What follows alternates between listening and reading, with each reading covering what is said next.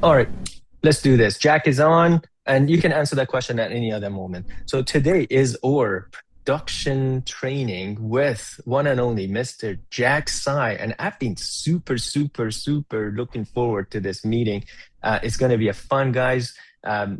Jack, John, this session is for you guys. We're here to enjoy. Thank you. All right, welcome guys, and thank you for being here. Today we're going to interview one of our very own, and Jack I've known since 2015 during the time when we were both in the Mike Ferry organization coaching program, and got to know each other throughout the years, hung out, and during 2018, end of 2018 into 2019, when I made the transition into EXP Realty. I thought of Jack, and it was actually Steve Merritt that invited him to the EXP Explain call, and right away Jack was like, "Okay, I'm EXP Realty's good, but like, do I get to join your mastermind now?" Because he always wanted to join the mastermind. I'm like, well, unfortunately, you have to be at a certain level to join us, and so he's like, "If I can join your mastermind, I'm in." It wasn't even about EXP Realty.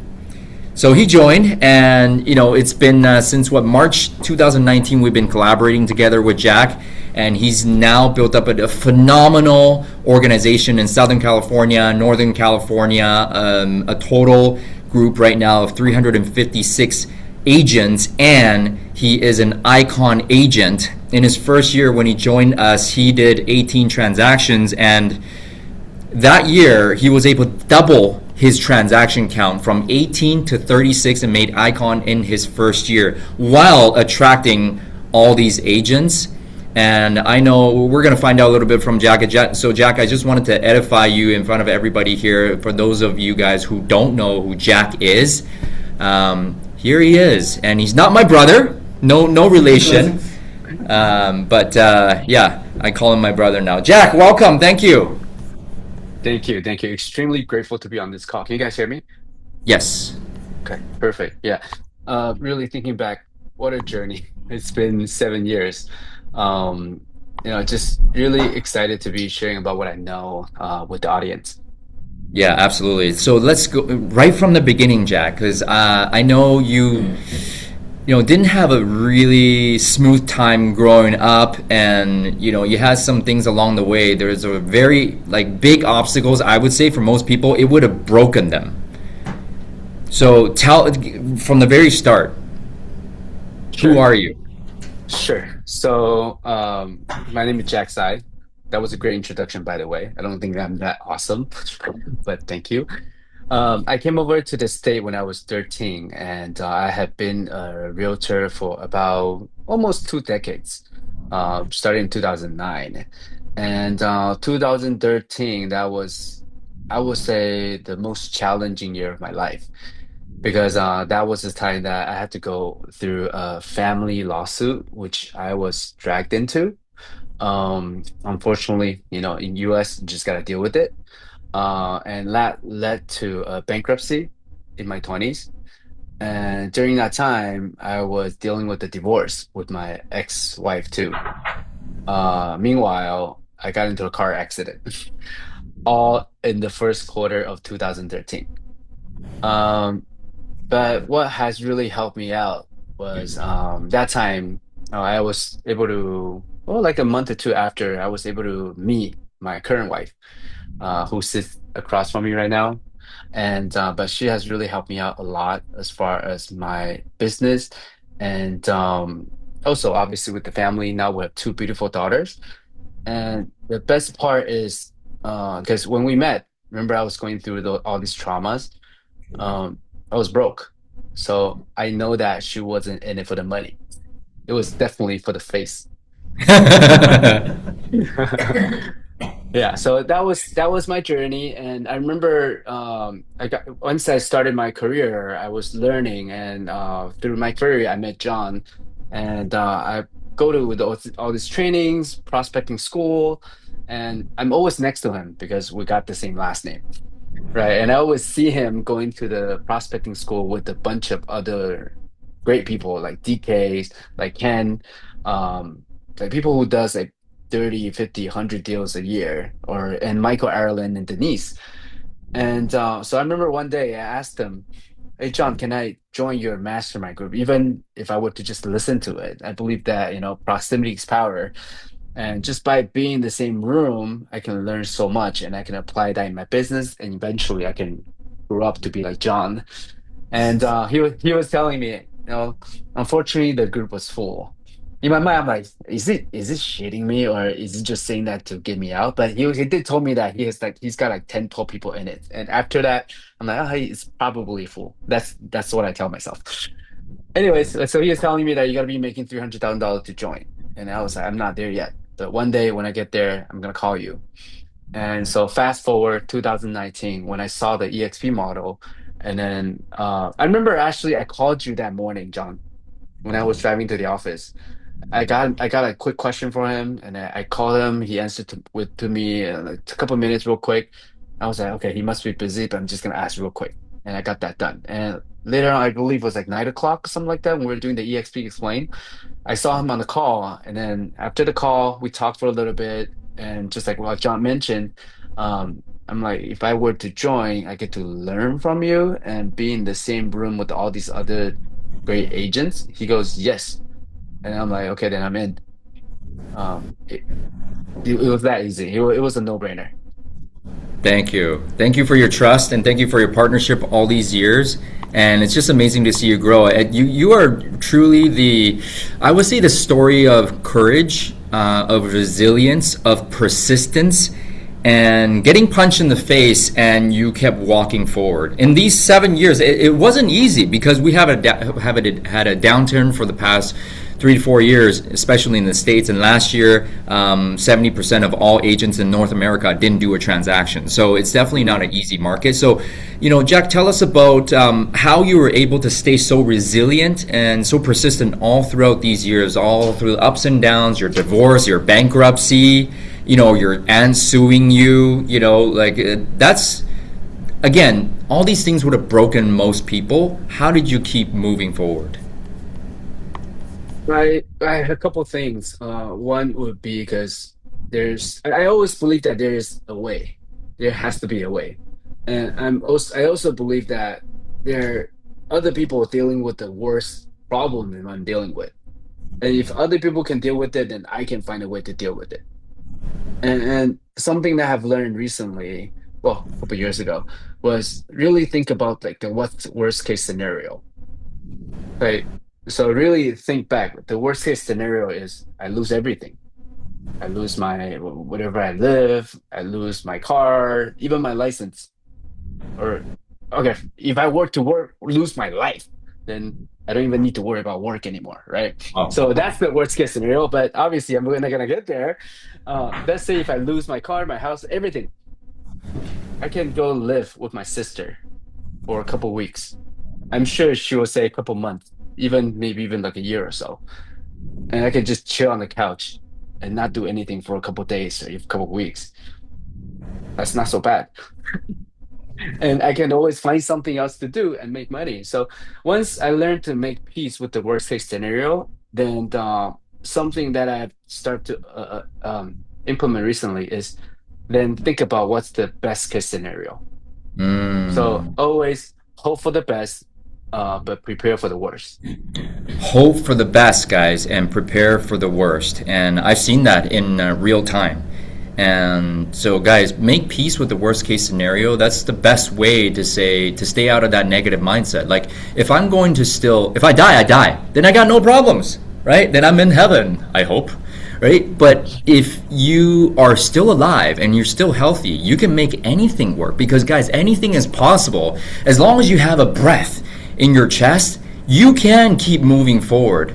And I've seen this with Jack. So, Jack, from zero to 18 transactions to 36 transactions, and then from zero agents to 356. So let's talk about the production side. How did you go from 18 transactions in that 1 year to 36 transactions by joining us here at eXp Realty? Okay. So first thing first, when I joined that February 2019, I was by myself, right? Because I went from being in my previous brokerage to here, and my sponsor is John, who's in Vancouver. And I do still talk to him every single day, either via Zoom like this, or he hosts trainings, or we text, or we get on the phone. And one day I saw his Instagram where he was at one of the EXP event. And I don't even know what event, but I did saw all these other people. I'm guessing it was EXP event. So I texted him. I'm like, "Hey, why am I not invited? I want to be there too." And then he goes, "Okay, fine, fine, I'll invite you." I guess he thought that I wouldn't go, so he did invite me. And apparently, I think that was the EXP Con or shareholder, and Shareholder I summit. was Yeah. yeah. And then I went to EXP Con in October with you. And then that time it actually helped me out a lot because I told him, "Hey, John, can I room with you?" Oh, now you're gonna gotta get a couple hundred people ask you if they can room with you. Anyways, so I asked him, "Can I room with you?" So that we can. And when we room together, I'm like, "John, in the next 2 days, whatever you do, I'm gonna do the same shit." Because I believe if I do what he does, I think like how he thinks, then I will have what he has.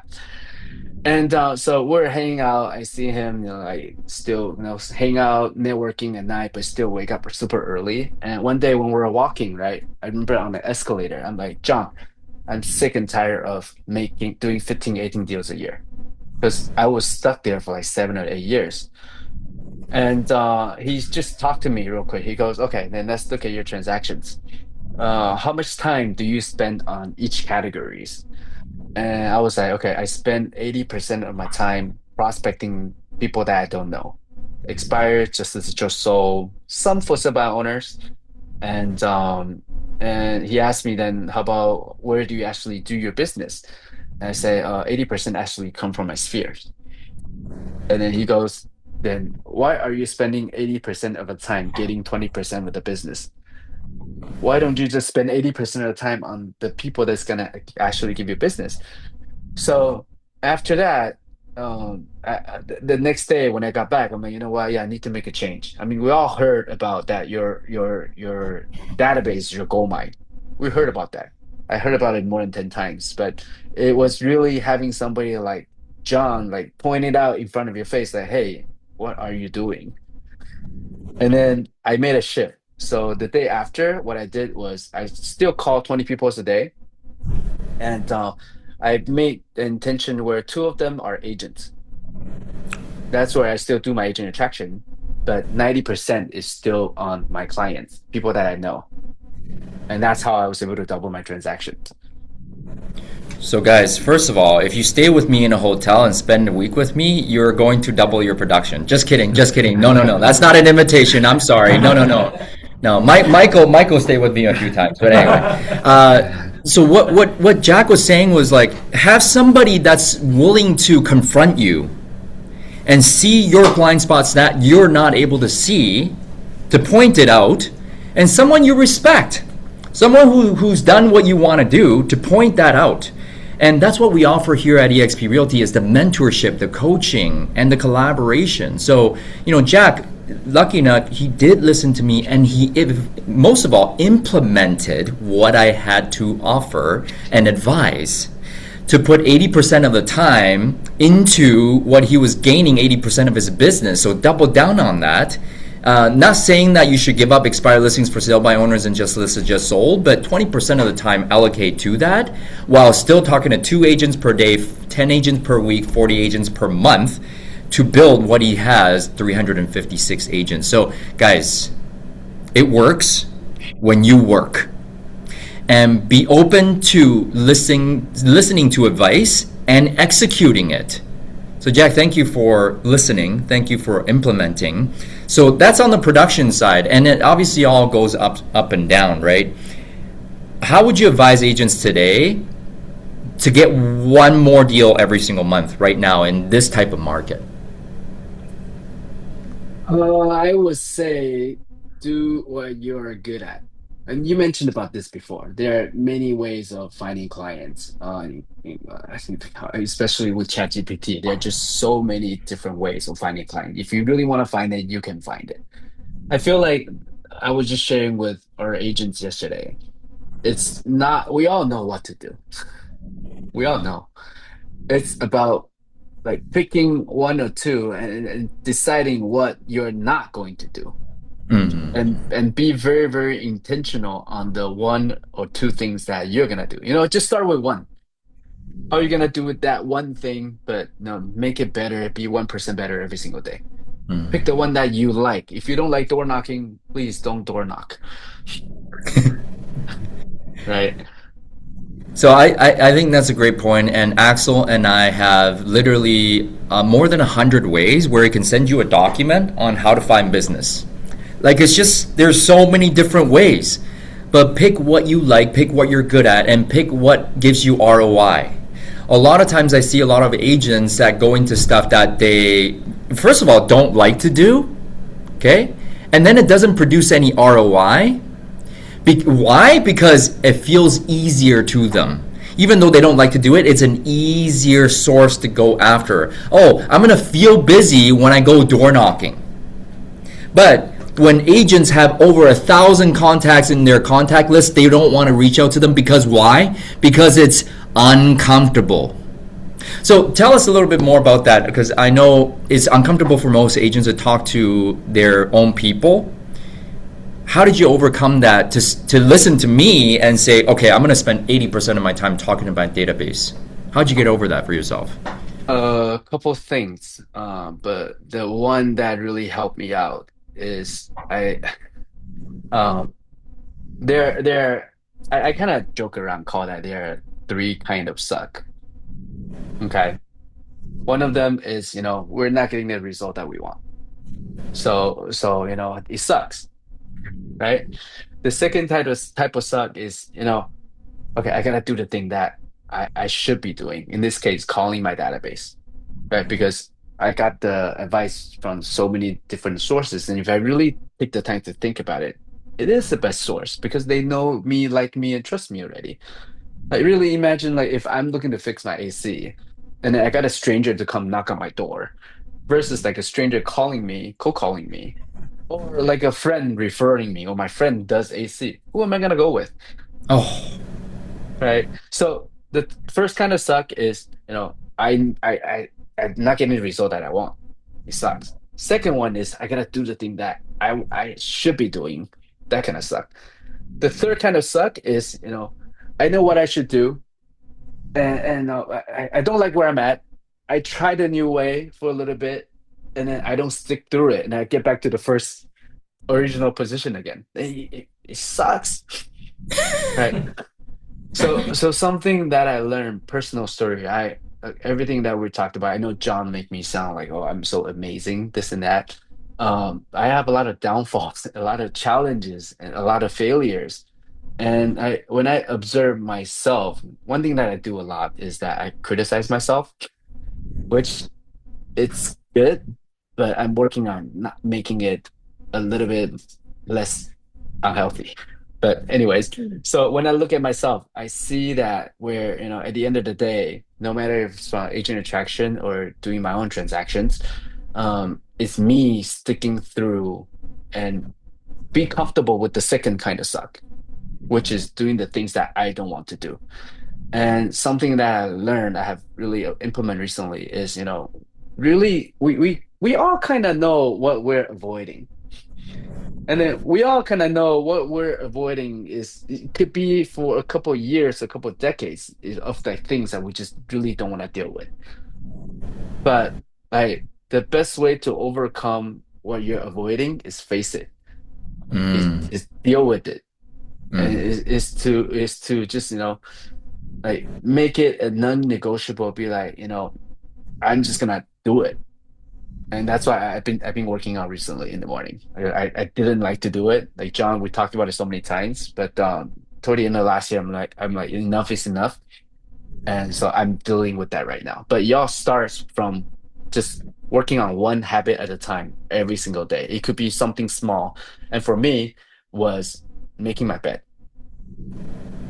I started last June, and then I would say that actually changed my life. wow. It does. Billionaires in Japan advise that that's their number one habit is waking up and making their bed. And the second one was cleaning their toilet every single day. Japanese billionaires. I mean, I do it. I do it every single day now. I don't know if it's changed my life, but I certainly feel good when I make my bed because you don't want to walk into your bedroom at night. It's like it's all still a mess. Like your life is not together. So these small habits actually compound into big habits. I I always say when a couple of years ago, somebody asked me, "So Jack, what's your rock?" And then in my mind, I'm like, "What the hell is a rock?" And then he was telling me your good habits, Hmm. and I'm like, "Huh? I brush my teeth. What else do I do every single day?" And then like I'm like, not much. I do my daily chore. Like when I wake up, look at my phone, and then everything in between. Like before I go to sleep, I look at my phone, just like a lot of people, right? And when I think of it, I'm like, like in order for me to lead my business or my clients or agents, I gotta be able to lead myself. And but I've tried to build so many habits, and none of them stick through. Some of them I do it for a couple of days, weeks, hours, month, whatever. And so last year I was like, you know what? I'm just gonna start with one, and which is making my bed. I'm not talking about making those crazy, nice, good-looking beds, but yeah, I'm talking about it takes me like 5 to 10 seconds. But there were days where I'm having massive hangover. When you have that, typically you don't want to do anything.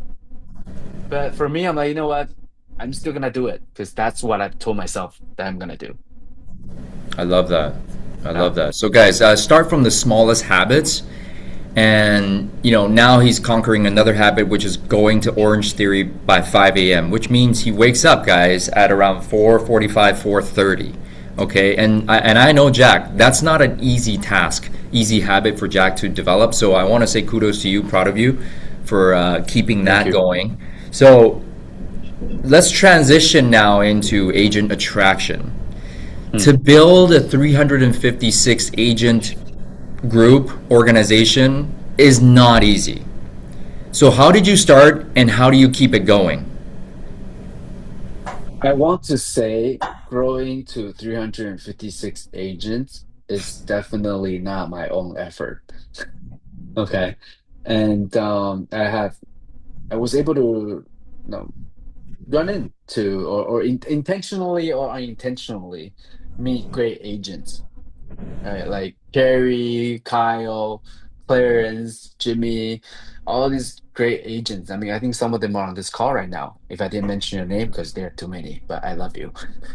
But in order to grow an organization, first of all, when I first joined, just going back to 2019, um, just like what I mentioned earlier, my intention wasn't to do agent attraction, was to sell more homes, right? Mm, And but a couple months in, and I mean, I talk to John all the time, and then he did share. He used to do agent. He does it now on Wednesday. He used to do it on Friday, EXP Explain. So back then when I started, I was like, okay, now I made the shift. So what I'm committed to do that first year, just for the foreseeable future, I was like, you know what? Whatever John do, I'm gonna do it. I kind of mentioned earlier. So he had that call on Friday. He had a this call on Thursday. And also, well, I think initially we didn't have an agent interaction call on Tuesday. Anyway, if you had it, I was on it. And every call when I was on it, I would intentionally try to ask a question because I'm like, he's here and I want to pick his brain, and then or he has guests, so why not ask question? Right, take advantage of it, and I think he wants it too. So I would say I'm on 95% of the calls, and then the 5%, if I'm not on, I listen to the recording. Okay, so yeah, so now a couple months in, I listened to the EXP Explain call, and then I started to seeing people's result. And he shared with me his rev share number two, and I was like, it would be nice to have some residual income. And as I listened to it more, I'm like, okay, in order for me to do it, I don't want to just do it for the residual income. I want to do it because this really could help people. And then I was 10 years in the business, so I thought to myself, you know what? I I'm learning so much from this group, from John. I'm sure like there are a lot of people who would benefit learning from John and being in this group. So that gave me the yes in my mind. You know what? Yeah, I want to share with people. I don't mind getting rejected. I mean, I get rejected all the time anyways. And I'm like, I'm not going out to like sell soap or like Amway or something like that. I'm developing a community where we're growing with people to sell more homes, right? So first, I gave myself the permission. Yes, this is something that I wanted to do. Then once I decided, I was like, okay, then it's not really just about me talking to 2 to 3 people a day. It's about, okay, if I want to lead, if I want to grow to 100 people in my organization, why would people want to work with me? Okay, I gotta understand the model because sometimes I may need to explain it, right? Which I don't. I mean, John can explain on Wednesday, but I'm like, it's good to know, right? I believe knowledge is confidence, right? So I'm like, I studied it, right? There were nights I would listen to EXP explain to go to sleep. So I want to know how to explain it, and I want to be a better leader and communicator. And I told John that. So he also resonated with that. He said, it's not about what we're doing, it's about who we're being. So I decided to be a better leader and communicator. And he gave me a bunch of books. I started listening to it and attending calls like this and asking questions.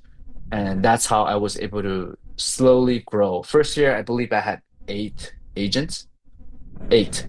And then most of them are newer.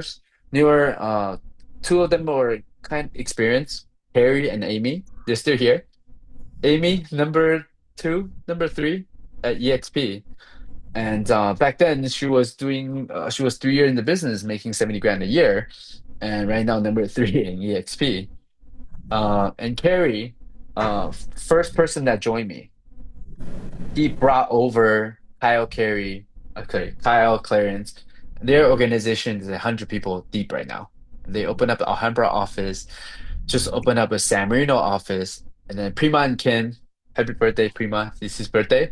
And they opened up an office in Simi Valley as well. So it's really through their connecting with them. And for me to connect with Carrie, it was really just me posting on social media. I'm with EXP. Look at this. This is cool. And he reached out to me, right? Because Wow. I met him like a couple years before that, briefly.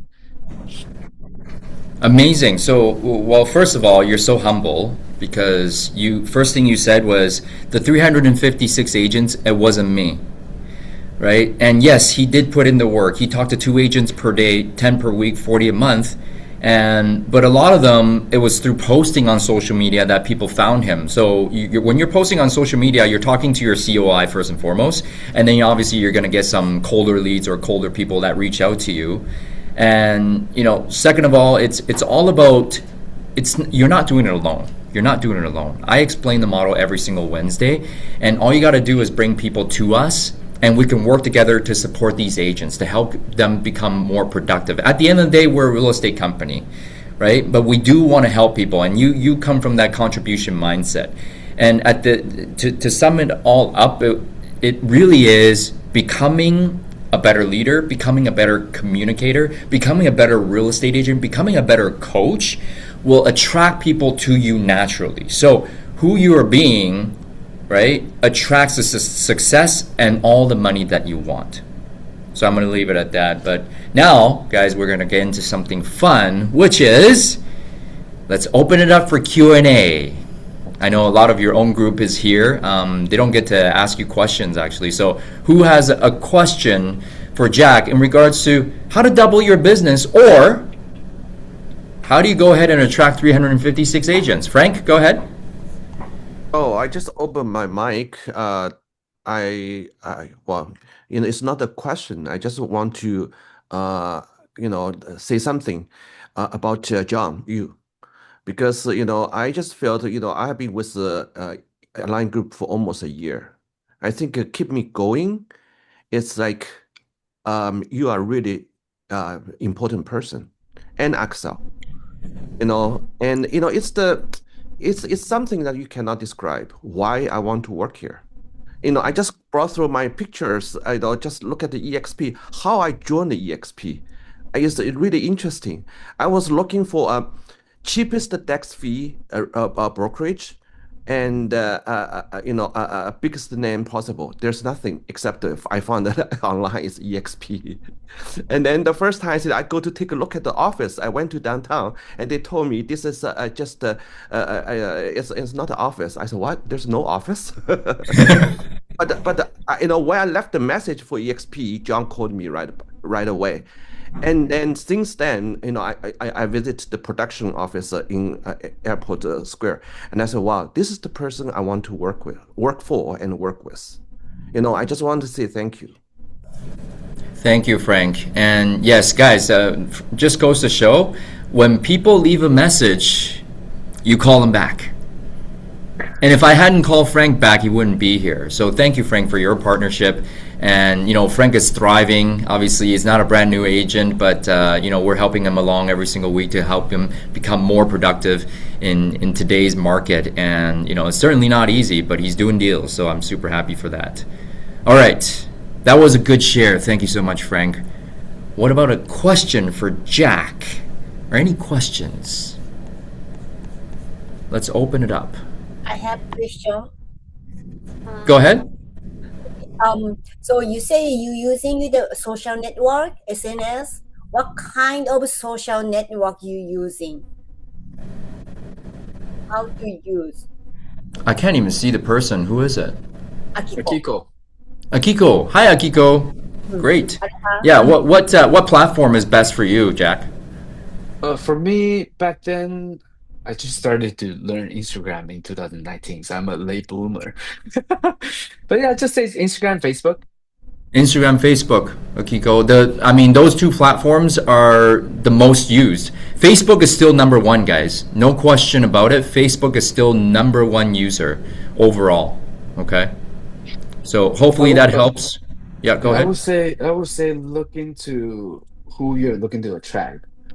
And because I want to try to get the Japanese agent, the EXP as a Japanese branch now. So I want to approach to Japanese agent. So okay, what I would do is probably go into one of those AI tool, ChatGPT, Gemini, whatever it is, and then prompt it, ask it like if you're a world-class marketer, and like I'm looking to attract Japanese agent to EXP.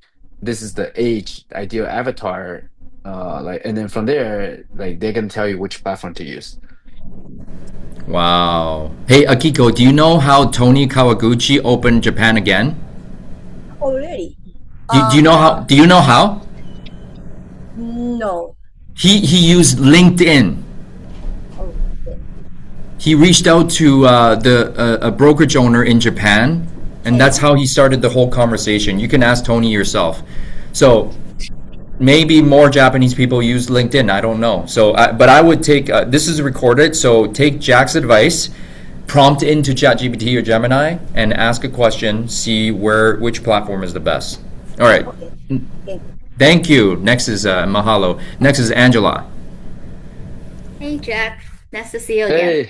Hey, Angela. I see your content every day. Oh, thank you. Yeah. I do have want to have a question for you. Myself as a new agent, I got my license 2 years ago. Production wise, I think I'm doing okay, but I really like the model about agent attraction. I really attracted by EXP from that point of view, and that's why I'm working on to build my own team or downline according to that. So I put iFirst in. I got a lot of rejection, simply because I'm such a new agent. Like Mm, a lot of senior agents told me, Angela, you better look around to see what is in the market already, what other companies are doing, and then you will understand more about, what we're feeling and be able to talk more, right?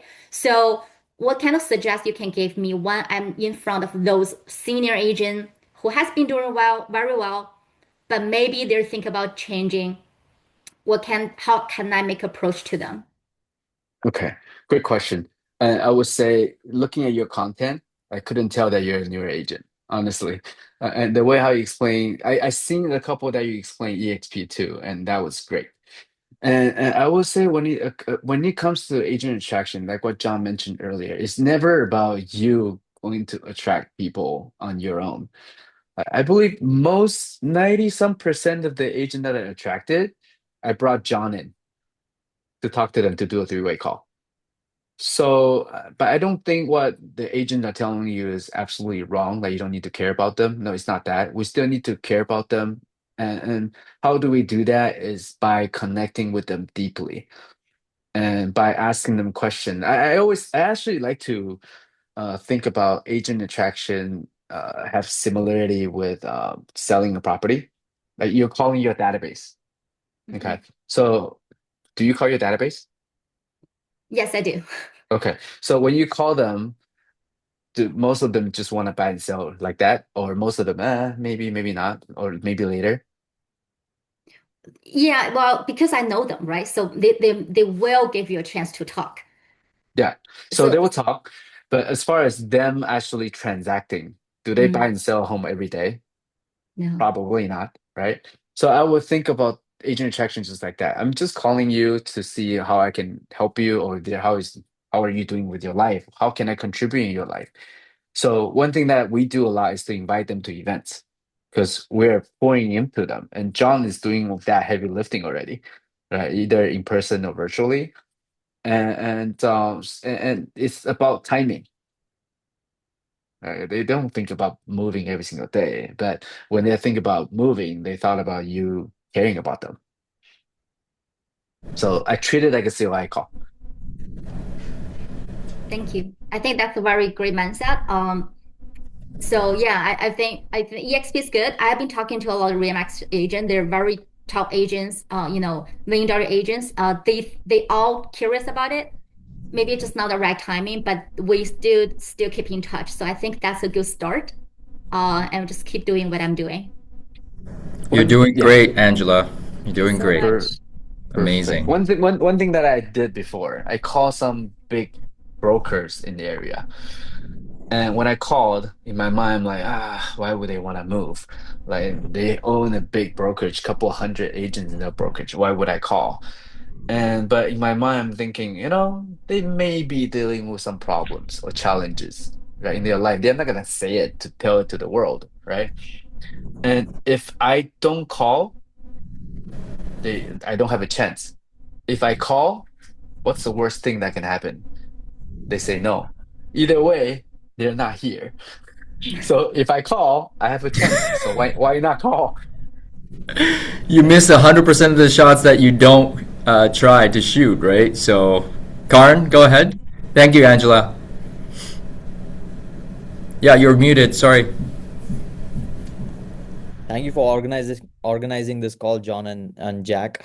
Um, my question will be for Jack because it's more recent, and I'm pretty sure John has also been through that journey. So let's say you're at 10 agents and then you went from 10 to 20 to 100 to 200. So during this, uh, how was or how do you manage the bandwidth? Because when you were at 10 or 20 agents, you would very easily even answer any questions if agents would reach out to you, no matter if they're in your tier 2, tier 3. And now that you're at 300, 350 plus, and for John it's like 1400 plus, how do you draw that line, um, in order to kind of make sure that you're still focusing on production, which even I would love to do at least for the next 10 years.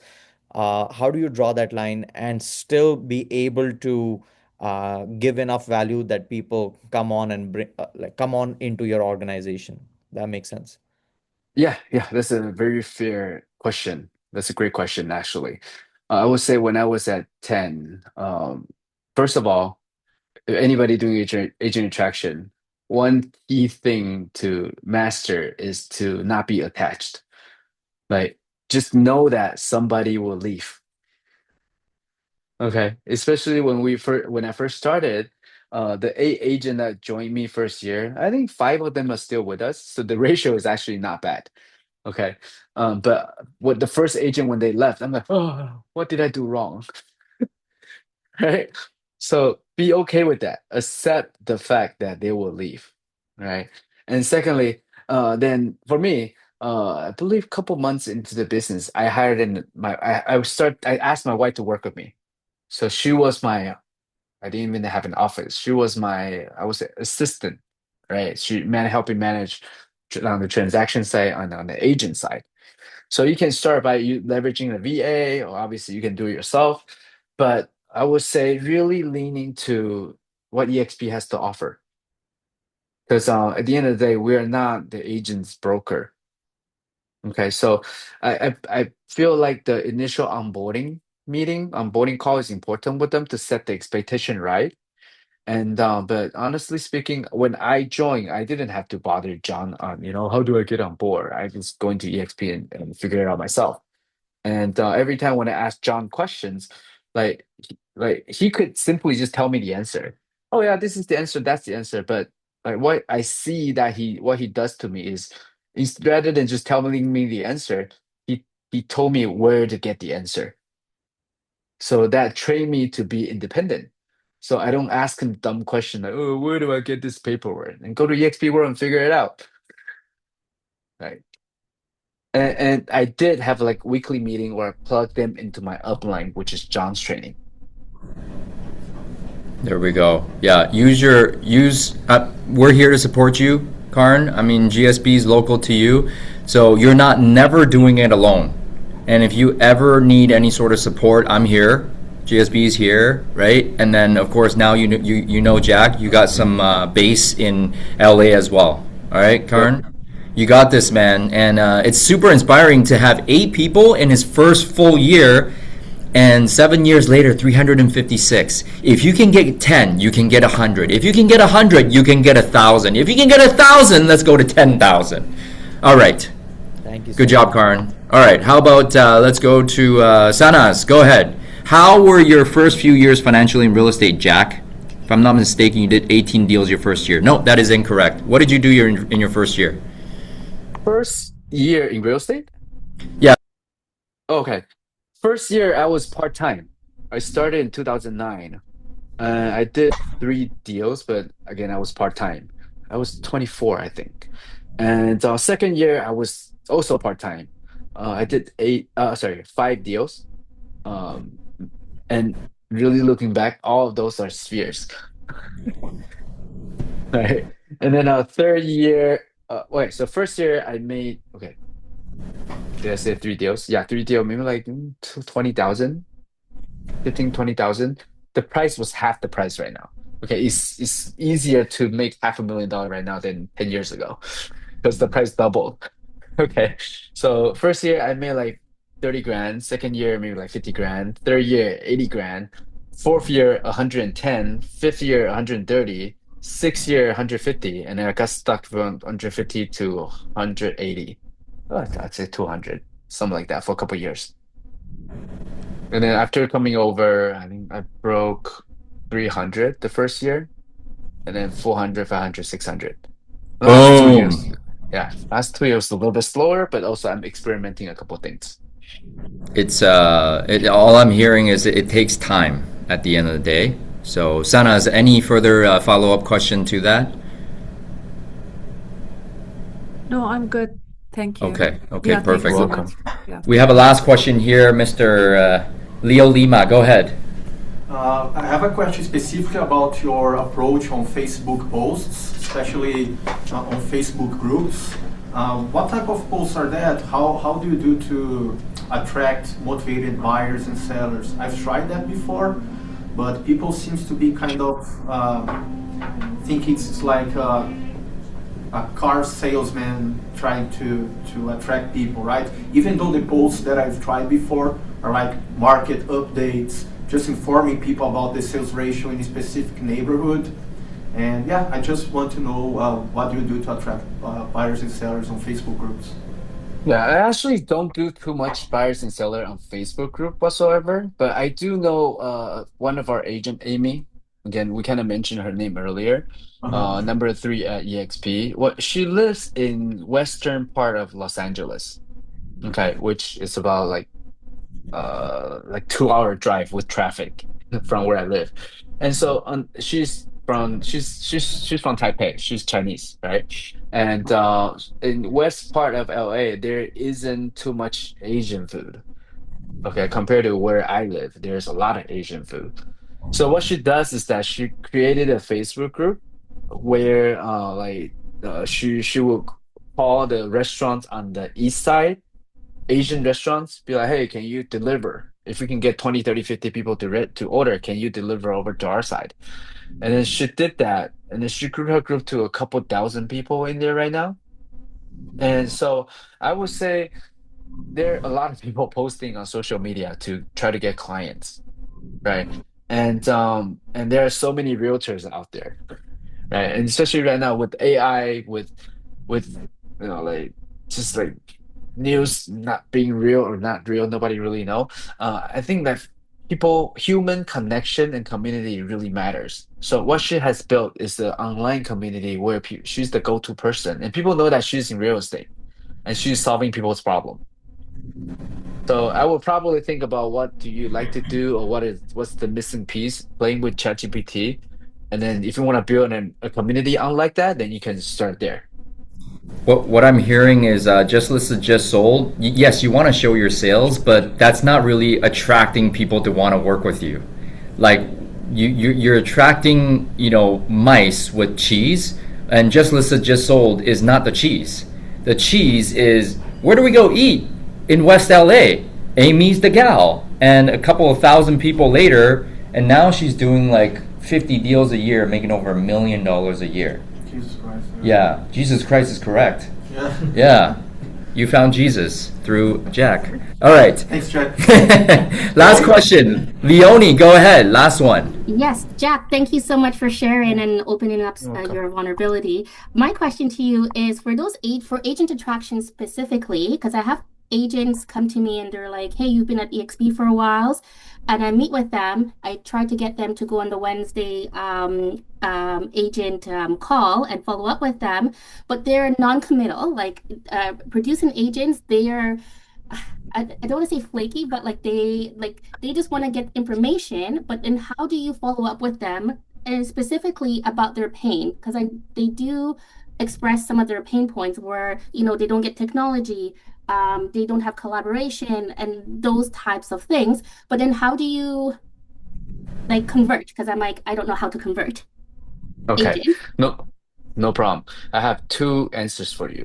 One is next, right? What I did was I called two agents a day. And if this person not ready, is the fortune's in the follow-up, right? So I'm just gonna call them later, right? Because that's one short answer that could solve your problem. But second way that I would experiment if I were you is I would look into this framework. I don't know if I can. No, I don't have, because I know we're short on time. You can probably Google it. Where is the positive present, negative future, and positive future framework?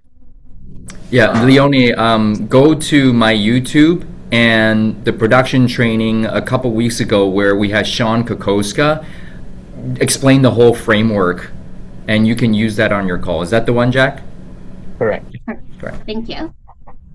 Basically, you want to bring them through an emotion roller coaster for them to actually seeing, oh, it's actually negative to be where they're at right now, and then bring them to the positive. If this thing doesn't work out, continue. How is your future gonna look like? And then and I have the solution for you. So I would say look into that video. Sean is great. Perfect. Amazing. Thank you very much. No All problem. right, Thank you, Jack, Leon. thank you so much for today. Everybody got a lot of value. So I want to say first and foremost, thank you, and a round of applause. All right. Thank you for the opportunity. If there's one last thing or one last insight that you want to share with all of us to inspire us for the rest of the year, what would you say? This is something that Sean said, but one thing I want to say is just focus on one thing at a time. One thing at a time. Like for me, is really working out at 5 o'clock. And I'm thinking if I can work out at 5 o'clock every single day for the whole year, in the future, the sky's the limit. I have so much time in the morning to really do what I wanted to do. So what's that one thing that's going to make the biggest difference in your life and your business? And then just work on that, and then don't be too hard on yourself. Guys, don't be too hard on yourself. Just go to the one thing. Hey, you've seen the whole journey, guys, from bankruptcy, divorce, being sued, to 356 agents, 15 years later, doing 36 deals a year. Guys, life can be good if you choose it to be. Make it a great day, guys, and we'll see you all next week. Thank you, Jack. Adios. Thank you. Bye-bye.